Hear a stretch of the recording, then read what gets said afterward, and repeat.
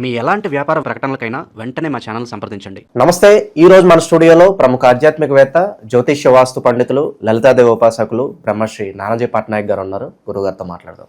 నమస్కారం గురుగారు. శ్రీమాత్రే నమః. గురుగారు ఆగస్టు మాసంలో తులారాశి వారి పరిస్థితి ఏ విధంగా ఉండబోతుంది? ఓవరాల్గా ఎలాంటి జాగ్రత్తలు, ఎలాంటి పరిహారాలు తీసుకోవాలి? వీటికన్నా ముందు సహజ సిద్ధంగా వీళ్ళ లక్షణాలు ఎలా ఉంటాయి గురుగారు? తులారాశి వారికి లక్షణాలు కనుక చూసుకుంటే ఒకటేనండి. వీళ్ళకి ఎప్పుడు ఎనీ తులాలగ్నం వారు తులారాశి వారికి ఉండే గొప్ప లక్షణం ఏంటంటే, ఒకటి వీళ్ళు బ్యాలెన్స్ చేయగలుగుతారు. దేన్నైనా బ్యాలెన్సింగ్ మైండ్ కానీ బ్యాలెన్సింగ్ తత్వం కానీ ఎక్కువ ఉంటుంది. అంటే ఎలాంటి సిచ్యువేషన్స్ అయినా వీళ్ళు బ్యాలెన్స్ చేస్తారండి. చాలామంది చూడండి, చిన్న చిన్న విషయాలు హ్యాండిల్ చేయలేకపోతుంటారు, వీళ్ళు హ్యాండిల్ చేస్తారు, బ్యాలెన్స్ చేస్తారు. ఇది ఒకటి గొప్ప లక్షణం వీళ్ళకి. ఇంకోటి ఏంటంటే, వీళ్ళకి సహజంగానే అందం ఉంటుంది. వీళ్ళలో శుక్రుడు రాశి కదా, శుక్రరాశి, శుక్రలగ్నము. సో వీళ్ళు ఎలాంటి డ్రెస్ వేసుకున్నా ఏదైనా అందంగా కనిపిస్తారు. వీళ్ళలో ఉండేటువంటి గొప్ప లక్షణం అది తులవారికి. శుక్రుడు కదా, అందుకని. అండ్ సినిమా ఫీల్డ్ అని లేకపోతే ఎనీథింగ్ మీడియాలో కనబడేవి ఎక్కువగా ఉంటాయి వీళ్ళకి చెప్పాలంటే. అయితే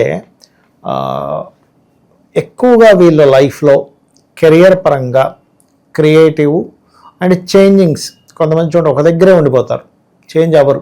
కానీ చేంజ్కి వీళ్ళు ఎంత ప్రిఫరెన్స్ ఇస్తే, మార్పుని వీళ్ళు ఎంత ఒప్పుకుంటే వీళ్ళ లైఫ్ అంత బాగుంటుంది. గుర్తుపెట్టుకోండి, మార్పును ఒప్పుకోగలగాలి, మార్పుని యాక్సెప్ట్ చేయగలగాలి.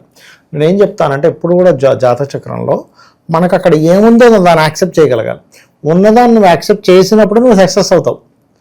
అమ్మో నేను ఇక్కడే ఉండిపోతాను. చాలామంది అంటుంటారు, ఏమంటే అమ్మో నేను ఈ జాబ్ మారలేనండి. అరే నువ్వు మారితే బాగుంటుంది అంటే మారలేనంటే అట. సో వీళ్ళకి ఏంటంటే మార్పే.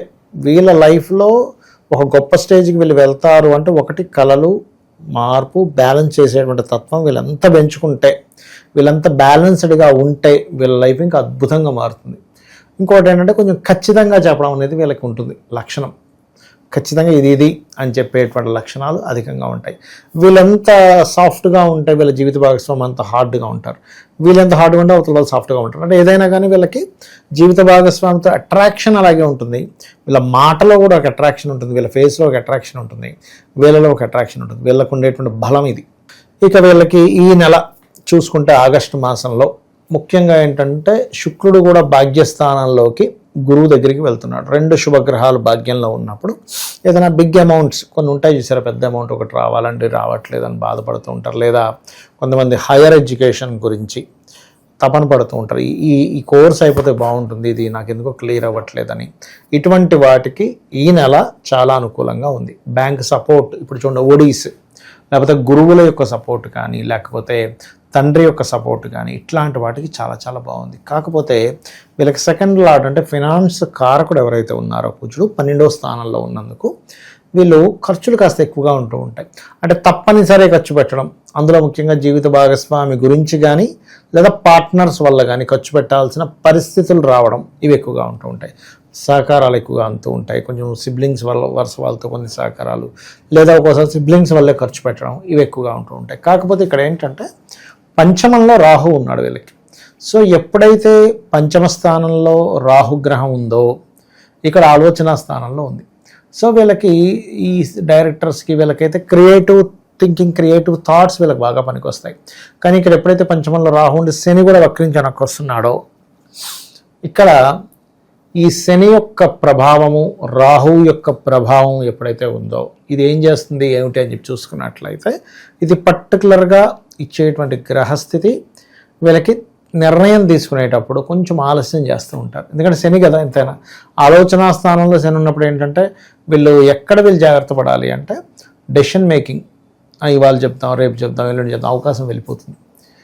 ఎప్పుడైనా డెసిషను రైట్ టైంలో చెప్పగలగాలి. అది ఎంత ఆలస్యం చేయాలి అంతే ఆలస్యం చేయాలి, ఎంత తొందరగా చెప్పాలి అంత తొందరగా చెప్పాలి. ఈ టైమింగ్ ఈజ్ మోస్ట్ ఇంపార్టెంట్. కాకపోతే తులాలగ్నం వారికి ఎప్పుడు కూడా ఆలస్యం చేసే తత్వం ఉండదు. కానీ రాహు వల్ల ఏమవుతుందంటే, అమ్మో ఈ డెసిషన్ ఇప్పుడు తీసుకుంటే ఏమవుతుందో, అది సంతానం గురించి కావచ్చు, ఫ్రెండ్స్ గురించి కావచ్చు, షేర్ మార్కెట్ గురించి కావచ్చు. కొంతమంది చూస్తూ ఉంటాం కదా, ఈ షేర్ ఇక్కడ అమ్మేయాలన్నప్పుడు వీళ్ళు అమ్మకుండా అలా ఉంచుకుంటారండి. అమ్మో ఇంకేమైనా పెరుగుతుందో, అది డౌన్ అవుతుంది ఆఖరికి, అర్రే ఇట్లా షేర్ మార్కెట్ విషయం. ఎందుకంటే పంచమ స్థానం అనేది షేర్ మార్కెట్. ఒక్కోసారి పంచమ స్థానం అనేది ఫ్రెండ్స్ కొన్ని రహస్యమైనటువంటి స్నేహితులు ఏర్పడడం, ఎందుకంటే పంచమం ఈజ్ రహస్య స్థానమైంది వీళ్ళకి. తుల నుంచి పంచమం కుంభం అవుతుంది, అక్కడ రాహు ఉన్నాడు. సో రహస్య స్నేహితుల వల్ల ఇబ్బంది పడడం, రహస్యంగా చేసే కొన్ని ఎంజాయ్మెంట్స్ వల్ల ఇబ్బంది పడడం, ఇట్లాంటివి జరుగుతాయి. కాబట్టి ఈ విషయంలో చాలా జాగ్రత్తగా ఉండాలి.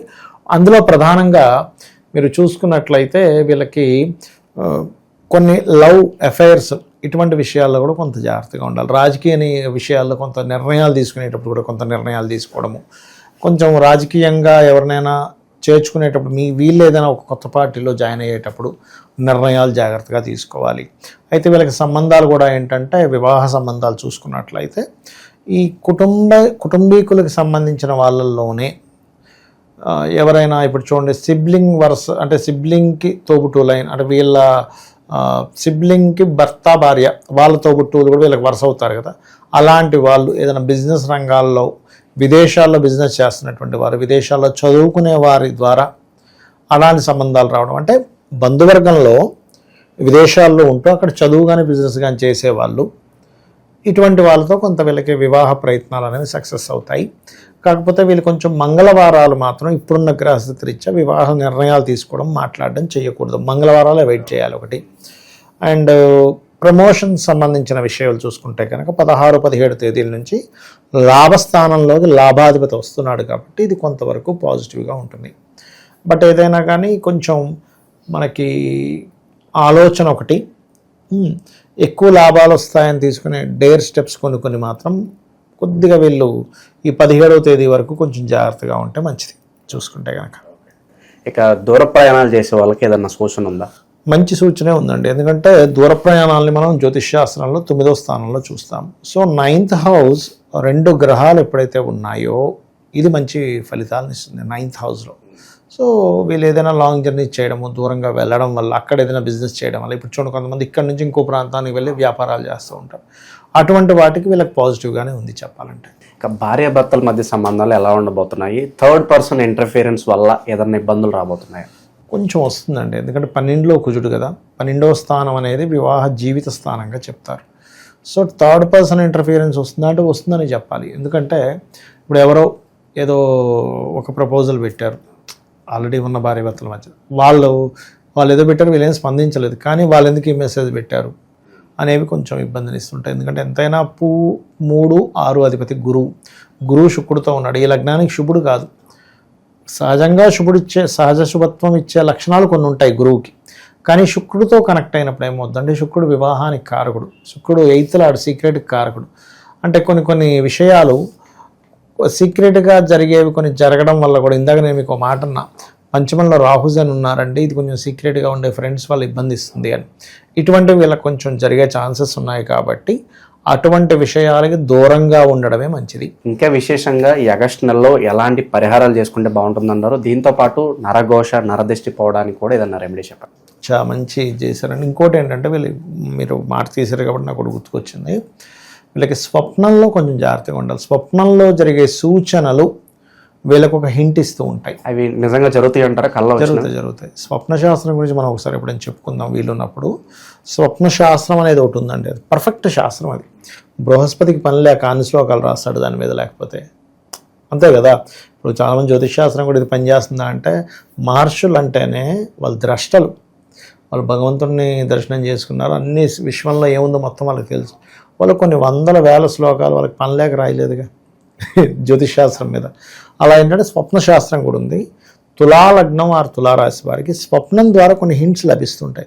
దాన్ని వీళ్ళు ఫాలో అవుతూ గజేంద్ర మోక్ష ఘట్టం చేసుకోవడము, ఎక్కువగా దుర్గా ఆరాధన, చండీ పారాయణం వినడం కానీ చేసుకోవడం ద్వారా, ఇలాంటివి చేయడం వల్ల వీళ్ళకి బాగుంటుంది. సో ఓవరాల్గా ఈ మాసంలో తులారాశి వారి పరిస్థితి ఏ విధంగా ఉండబోతుంది, ఎలాంటి జాగ్రత్తలు తీసుకోవాలి, చాలా బాగా వివరించారు. ధన్యవాదాలు. శ్రీమాత్రే నమః.